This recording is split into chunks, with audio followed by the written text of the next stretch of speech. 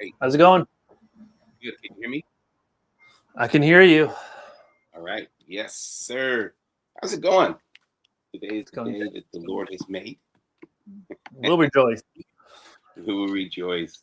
We'll be glad and rejoice in it. Listen, I wanted to talk about a couple things. First of all, I think that there's it's important to kind of know that preparation is a part of everything. That everything we Hmm. do, we must have preparation. And preparation talks of is good for two things. One is for it's good for precision, and it's good for timing. And those are the two things I think that are extremely important: precision and timing. When we talk about precision, we're talking about just how close can we get without a margin of error. How do we get to something where there's no error in it? I was talking to someone who makes parts for aerospace, for the spaceships that are taken off, and the level of Hmm. precision that they have to work on. They have to work with these levels of Yeah. intricate precision because they it's a part of a rocket ship that's going to first of all have so much force put on it. The Hmm. weight and the pound of just the force of lift and takeoff is incredible. But then at the same time, there can't be any slack. There can't be any movement that's not supposed to be there. Should be some movement, of Yeah. course, with certain things. But he was telling me, and I think I have the numbers right. He said there was the hair, our hair is like 0.003 in dimension Man. and in thickness, and the parts that he works with, the things that he works with, are 0.001. All right, so we're talking about it's smaller. He has to work at such a level of intricacies that you Man. cannot miss anything. You have to be able to do that all based upon a calculation. And I find that there's nothing in my life that really has that kind of intricacy that I can think of. Maybe there is. Maybe I should be working at another level of precision. But we always kind of, when you create a business plan and you're creating something, you're creating a business plan and you're creating a strategy. There's always preparation in it. But the fact is there's Yeah. also a margin of error. Margin of error. We know how much we can move, how much we can lose, how much we need to make in order to get our Hmm. proper ROAS and our right. So we know these things, but there's a margin of error in all those things, those calculations. They're not so precise. What if we became more precise? What if we actually Hmm. became more precise in all the things that we do, everyday activity? We don't leave Yeah. that margin of error. And I find that the people who don't accomplish incredible things have a greater margin of error, right? And then they have the margin of error releases them from the need of being precise, but it also releases them from actually going all in on something and forcing Hmm. themselves to continue with it. It gives them an out. Well, it didn't work. It didn't work. So, Yeah. I'm just going to throw things if it didn't work. Well, there's a place where you invest in such precision that you can't throw your hands up. Would you agree with Hmm. that? Yeah. How would you? I remember when I first heard you speak, you talked about obsession, and obsession is Yes. is seen as a bad thing. Is there a time or a moment where you could take precision too far?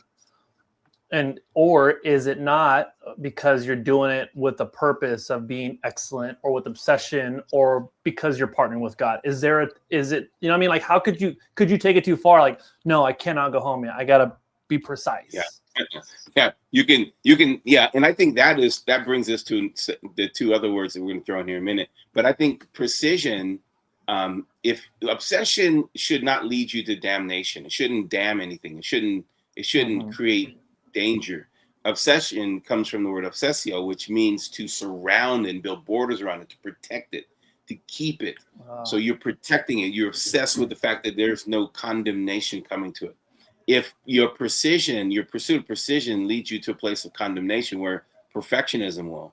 Perfectionism and yeah. precision, I don't think they're the same. I think perfectionism is a pursuit of something with absolute extended excellence. We're going to go after with a level of excellence that no one has ever pushed into it. But at the same time, we're not going to destroy ourselves in it. We're not going to destroy our families in it, because that's also giving margin of error in every other area. So we need to be precise in every area. So I think if anything brings to condemnation, if it brings condemnation to me, messing up my family, condemnation, then that is something that I should actually reevaluate my preparation for it. If it is something that is precision, that it literally takes me out of my mind, it causes me to be condemnation in my mind. I'm condemned if I don't do it. If I don't have time for tomorrow, then I didn't actually prepare properly for today, and I won't be prepared for it for tomorrow. So I could use today, this last 5 minutes, 10 minutes to prepare for tomorrow, so I'd be more precise tomorrow. But that is extremely important. Or we're not launching. You can come to, going back to aerospace, you can get to launch day, and they'll do 5, 4, 3, 2, and then they'll pull the plug and they'll go, okay, something's off.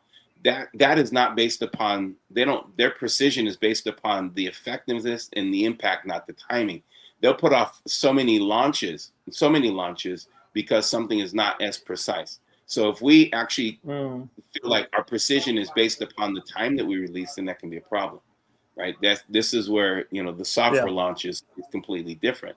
Software engineers created their own launch strategy, their own launch sequence.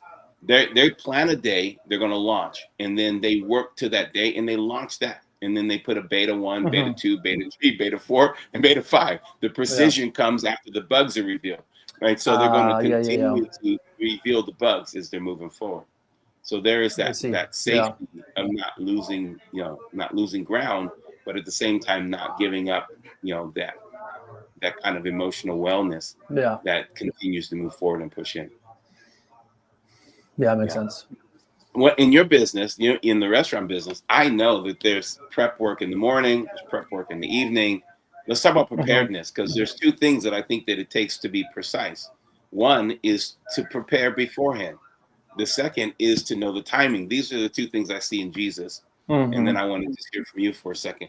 First thing, Isaiah writes, there's the one that's going to come, is going to prepare the way for him, right? He's going to prepare the way. He's going to fine-tune the atmosphere, going to fine-tune all the circumstances, going to fine-tune, it's going to herald all these fine-tuning for the revealing of the Christ. He's going to prepare the way. So when he's here, then the Christ had to walk in a different thing, where he walked in, it's not my time, or it is my time. It was not based upon a lot. He was prepared for 12 and a half years. He had his bar mitzvah time. Should have known it was about my father's business. Then, no, boy, you go home. We're going to still work on you a little bit more. He goes 30, until he's 30 years old from that bar mitzvah moment to now he has a lot of more time, because his mom didn't think it was his time. His dad didn't think it was time. His natural parents didn't think it was time. So their timing. And so everything he lived based upon was timing.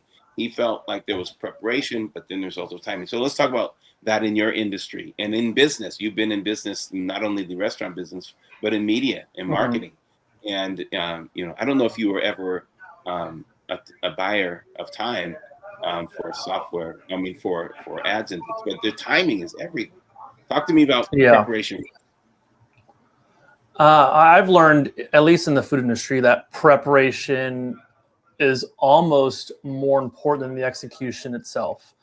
If you're not prepared, or the team's not prepared, it will send a domino effect throughout the rest of the day. And most often than not, it will it explode in a matter of minutes when you need something and it hasn't been done. Or I think preparation and communication go hand in hand for execution, because if that communication is not properly communicated back for preparation, the execution can't happen. I think that happens space to space thing, like communication systems, this check, that check, that check, that check, that's communication. And there's preparation to that. You can't launch without the communication and the preparation that went before all of that. Yeah. And what's really interesting is, you said you'll know right away if you didn't prepare. You'll know immediately if your preparation was off. It's like, okay, we are not ready for this day. We needed to get ready for this day better. And I was thinking, when I was thinking preparedness and preparation, a surgeon has to walk in, they wash their hands, they put on their gloves. someone else is laying out all of the tools. Yeah. Someone else is laying out everything. They Yep. have all of the paperwork there.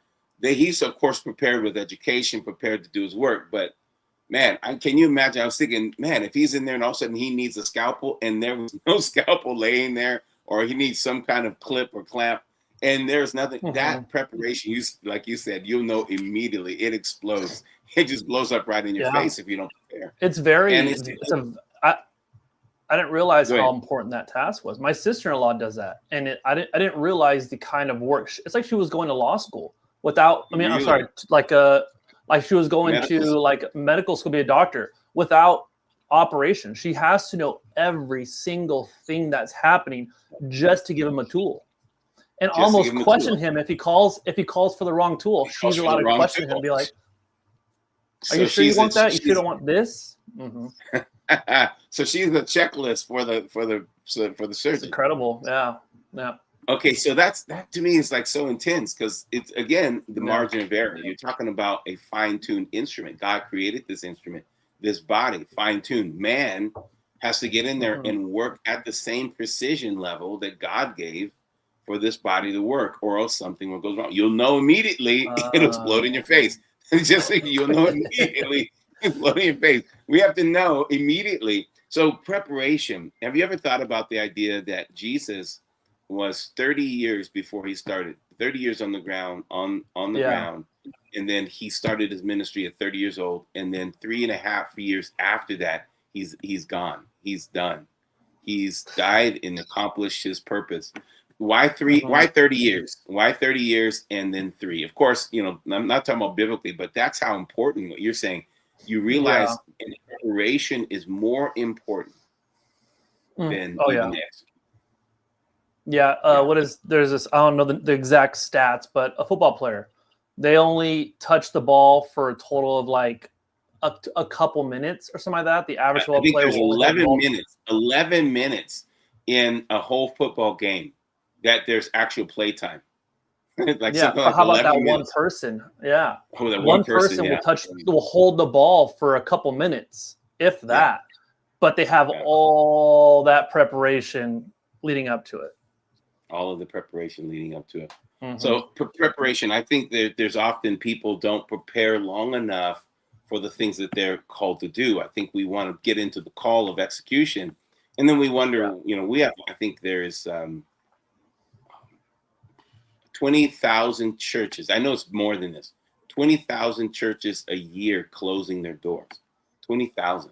So there's lots of preparation in the word, but not preparation in the business aspects of running churches, right? There's not preparation in leadership. There's a lot of things that I think people are prepared for to get in ministry. So that shows us a little bit of the failure. And at the same time, there's that many or more churches being planted. So we have kind of this revolving door of things that are happening. Same in business. I heard someone say the other day, I was with someone working at Amazon, at AWS, and we were in a call, and they said, and I work, we just celebrated our 20-year anniversary at AWS, and as a young company. And I thought to myself, that's such a different language, because a young company used to be, we made it to 5 years. We made it to 5 years. Wow, we made it 5 years, because I was the, ride or die. But I mean, now 20 years into like legacy building companies, you're talking about 20 years. That's a young company in comparison to some of these major companies. So I think that there is a timing. So let's talk a little bit about timing. I believe that you, with all the things that you've done, everything you've accomplished, and there's probably listeners here and people that are checking in, they've been working in preparation for a long time. And then they launch, they do something. They're finally executing what they've been preparing for. How much of what you've learned in the last 20 years and working in different businesses, different aspects, from media to how much of that do you actually work with today? It's incredible because I use a lot of it. At the moment when you're going through certain things like doing real estate media or social media or just being in rooms with people, like let's say for yourself and Rex, being in rooms of conversation. At the moment, you don't think it's preparation. You know, what does it say? In all labor, there's profit. So in everything that you do, there is some kind of gain down the road. Looking back, I'm like, holy crap, the way I communicate with someone, I learned that from Ron. Oh, wow, this social media stuff, I learned that from this person. Or seeing this thing in culture, I learned that from Pastor Colin. You know, there's so many things. I had a meeting, we had a team meeting on Monday. And I led with my wife. I don't come from the restaurant industry. I have zero idea what the restaurant industry actually is, but how we're running this thing, we're running it like the places and the people that we've experienced across our lives. So Pastor Colin's lessons or real estate lessons or media lessons, the food process stuff, we can hire for that, but we're really emphasizing culture and systems. And I think most restaurant businesses don't operate like that.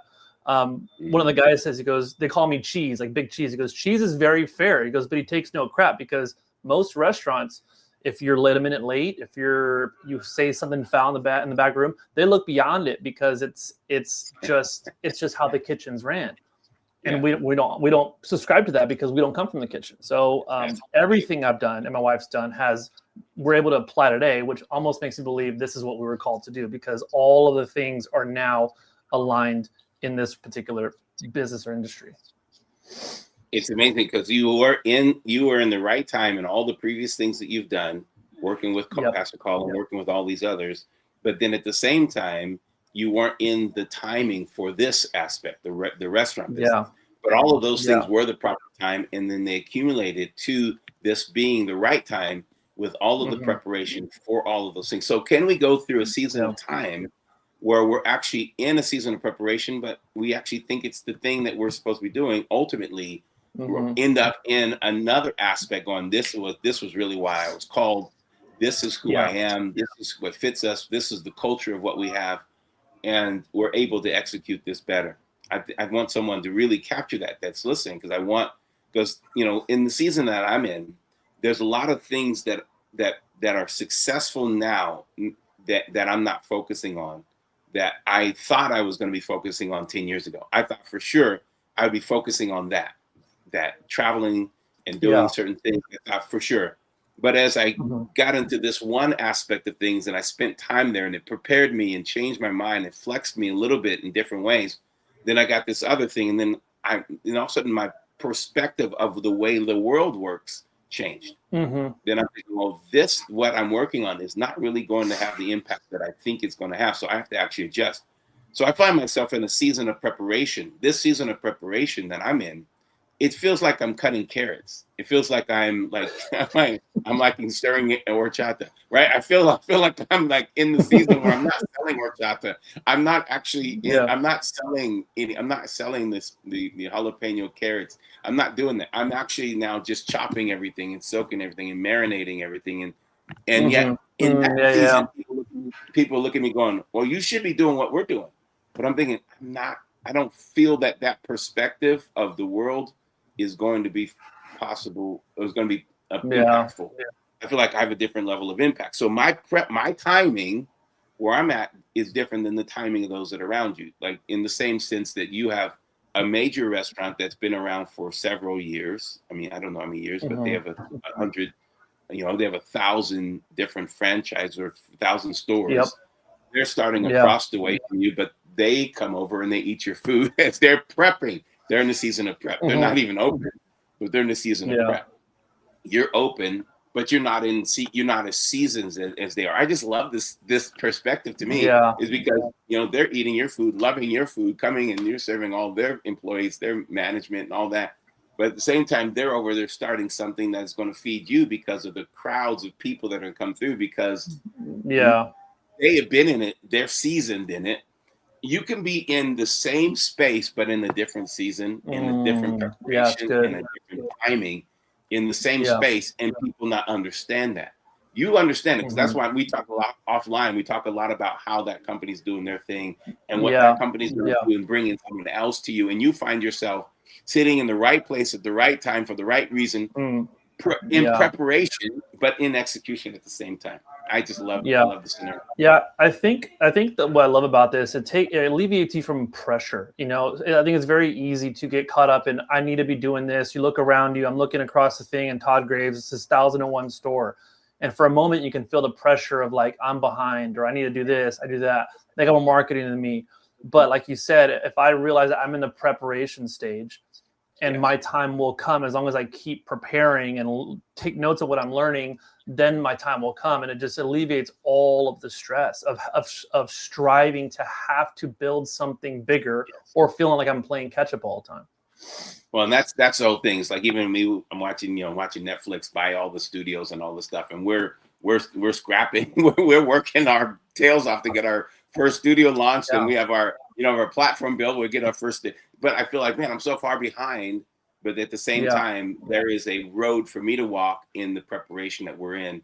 And what's really interesting is I just getting back to your scenario is you could look across going, man, look at this, look at this, look at this. But your culture, what you've built, and even down to the signage and the words and everything you do from the, you kept the menu precise, you keep the menu precise. You may have some special things that you're doing for this month or that month. This, this is our new breakfast bagel thing, right? But this is the fact is the precision is there. If you stay the long haul with precision and preparation and timing, knowing those three things are going to work for you, then you don't.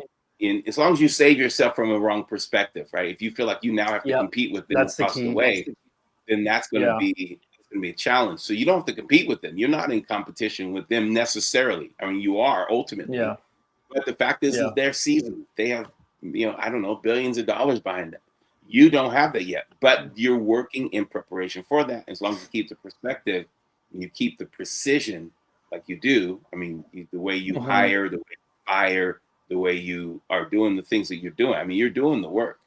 So as long as you keep those things in that precise, then you keep the perspective right and you keep the timing right, then you'll be exactly this. Yeah, perspective and vision. I love when I look out the window and I'm looking at them, and it's almost like a carrot. There's like a dangling carrot in front of me. Knowing the history of Todd Graves and how he worked the oil fields and he went and did crab fishing. He self-funded everything, and I can relate to him so much. I mean, granted, I wish I had 1,001 stores like him and owned them all. That'd be absolutely awesome. But who knows, that will not be in our future. But there is like a carrot aspect of it, as long as I, like you said, stay in my lane, stick to my guns of what we're going to do, and just work the process and learn what I'm learning now, and then just move forward when it's time to move forward. Yeah, I think it's great. And I think for anyone that's in that season of preparation, that's just listening, if you're watching, you're in that season of preparation, don't be hard on yourself. Know that there's a need for someone to be in there chopping the cilantro, someone to be, I'm just using those terms because we're talking in this restaurant, but there's someone that needs to be in there putting down the scalpel and the clips and the clamps and all the stuff and the gauze. Can you imagine if you don't have the gauze there? It's like this arteries. Put the gauze there. Oh, we don't have the gauze. Can you imagine they have to go down the hole, come in with gauze? It's like you can't imagine leaving the tool in the body that one's supposed to stay in there. That's also her job. She's got to make sure they're all back on the table. It's all on the table. I mean, we heard the stories of someone that brings back in everything that we brought up, we put back in, and everything that we were using is out. Yeah. I mean, the stories of people they're now having the right on their body. This is the one, not this one, because there's preparation. The preparation could mess up stuff, right? So if you don't have the good proper preparation, make sure that you are working on your preparation. And this is, again, going back to the precision. The scripture says that everything is beautiful in its time. Everything is beautiful in its time. And that no one can search that time except for the fact that God put eternity in your heart. And there's something that's in your heart that beats, that goes, you know what, one day I'm going to be there. I may not be excited. I'm excited about where I'm at, my one, and I'm watching someone else plant their 101. Man, that means it's possible. That means it can be done. It's just a matter of precision, a matter of preparedness, and a matter of timing. I've got to make sure I keep my margins right, and I've got to make sure I work with precision, and I keep my perspective right. I'm not going to be Yeah. there. I'm not at 101 yet. I don't have 101 in me. Not yet, because I have to give the right timing and the preparedness. But I have the dream of it. I Yeah. have the perspective of it. And so when we know Yeah. the timing of eternity has been put inside of us, we can chase the dream. And you know what I love also is, people might not understand. Why did you leave? You were working with one of the top people in their industry for media and social media. Mhm. People could be looking at going, why in the world did you leave this? You could have been at this Mhm. place that he's at now. You could have been doing this. Well, the fact Mhm. is you had to follow the eternity that's in your heart, and that timing Yeah. is so important that you don't actually you don't go for things that have temporary, momentary, when the eternity is beating in your heart. Right? Follow that Yeah. calling, that Yep. eternity. I love that. It was, Yeah. I didn't. When you shared it, I'm like, man, cool. Let's do this. That's awesome. Because you've been working it. It started off with what? Selling frescas, selling Just the drinks. Yeah. selling the Yeah. drinks Just the at drinks. Yep. I'm going to tell your story forever, because I just love the way it works. And so I'm going to tell your story forever. It's like, okay, yeah, we're going to go to the little, the what is it? A little side hustle. Farmer's market. Well, we'll do a little side Farmer's hustle. market. Yeah. It's a little side hustle. And then it starts to speak to the eternity in your heart. Yeah. And then Yeah. that eternity just keeps growing and keeps growing. And then as more you tap into it, the more of what God's perspective for you forever now starts to manifest in you. All right. Yep. Cool. Yes. All right. So everybody, Yes. listen, I want to encourage you, know that there's timing. Don't compare yourself to other people. Don't compare yourself to Yeah. where other people are, what you're working on, and just know that it's God. Just know that God has you in it. Yep. And work that thing. Jesus could have looked at all of the Pharisees and everything else that was established as he was working on his few disciples, his 12 disciples. And he could have gotten into all of the mess of what other people are in Mhm. comparison, but he didn't. He kept his head down, stayed with precision, stayed with preparation, stayed with timing, and changed the world. And we just celebrated that. Yeah. It's great. Yeah. All right. Anything else you want to add to this before we jump off? No, that was great. Nope. All right. Precision. Yes. 0.001. All right. Incredible. All right. Let's talk later. All right, everybody. Have a blessed weekend, blessed week. We'll see you next week, Success Church. We love to just come and talk. If you ever have any questions, please leave them in the chat. We will come and we'll get those questions. We spend time with people all the time who are breaking through their barriers and limitations. We just want to answer questions. We just want to have topics, the things to talk about. And so if there's something you want to talk about here, you want us to talk about, or you want us to research, let us know. We'll do that on Success Church. And we just want to continue to be a blessing and serve you as the kingdom of God grows. All right. Talk to you soon. Thanks, everybody. I see all your thanks and all your words here in the chat. We appreciate you. Talk to you soon.